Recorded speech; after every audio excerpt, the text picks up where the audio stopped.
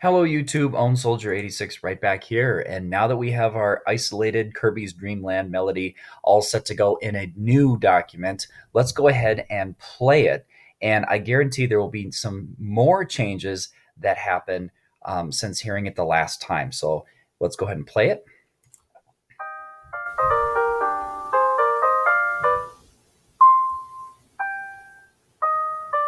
Okay, so yeah, there's quite a few changes actually. What I can hear first of all is that the melody is now going much slower, and the tone has now changed to a different instrument. We now hear a piano playing it.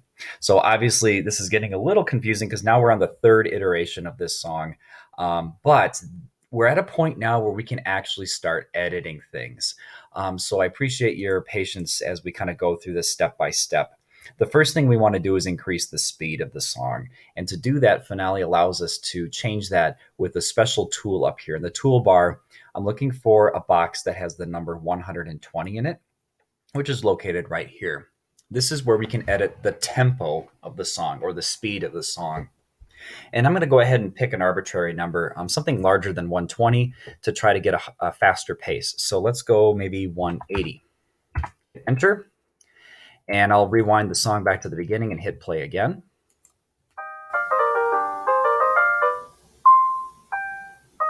Okay. So actually, that's probably pretty close to the original, maybe slightly faster. Maybe we'll go with 190 and stay there. Now, the other thing we need to think about is the loudness. It seems to be kind of soft for a piano sound, and I want to increase the volume. So to do that, as well as change the instrument, we can go to a different tab. Up here in the top corner, it says Window, and then we can go down to something called a Score Manager. This window allows us to change many aspects about the actual music that we hear. So let's go through these kind of tools individually. Unfortunately, these are very, very abbreviated labels here. So the M stands for mute, and that's if we don't want to hear the track playing, but we want to hear it, so we're not going to keep that selected. S stands for solo. If you have multiple tracks playing at the same time and you want to just hear that one particular sound play by itself, you could hit the solo button. But since this is the only track, we don't need to have that on. Here's where we're going to adjust the volume. V stands for volume. And right now it's set to 100. But the maximum volume that we can get is actually 127. So we're going to go ahead, double click on that box and change it to the number 127. Hit enter. Now our instrument is playing at the full volume that it can. P stands for panning. And panning refers to whether the music comes from the left side or the right side. And since this game does use stereo, you have the ability to put instruments on the left speaker and then put other instruments on the right speaker. To keep all of the sound kind of centered into the central space between both speakers equally, we're going to keep that at the number 64. But again, it could be a number between 0 and 127, 0 being on the left side and 127 being on the right side. 64 is dead center.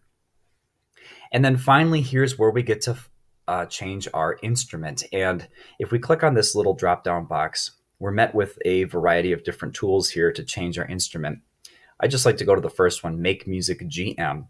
And this is where we get to change our instrument. And again, we're met with 1 through 128 different options of instruments. These are instruments ranging from orchestral to jazz, rock, even like some worldly instruments from many, many ethnic cultures. But I want to be very clear that we need to be careful, because this is only based on what Finale plays. This is not what Smash Brothers plays. Smash Brothers has a different sound font than what Finale has. So we have to be careful about what instrument we choose. So to dispel what we are looking for in terms of instruments, what I did is I created a list of instruments and the codes in that document that I had created. If you slide down to the bottom here, you'll see a list. Unfortunately, this timer thing's in the way, but you'll see a list of all the different instruments and their values as they sound in Smash Brothers. We'll take a look at that in the next video.